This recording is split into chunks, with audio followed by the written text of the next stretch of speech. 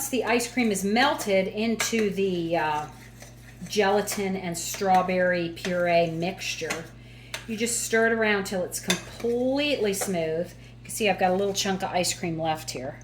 Tiny little chunk. So I'm going to keep stirring until every bit of ice cream is melted.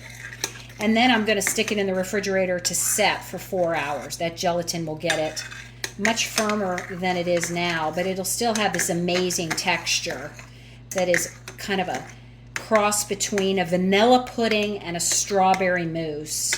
And again, this was my mother's special dessert that she developed on her own. She tells me she didn't get it from a recipe book anywhere. She just came up with it, and it was my favorite dessert that she made when I was growing up. But she used the strawberry jello from the supermarket,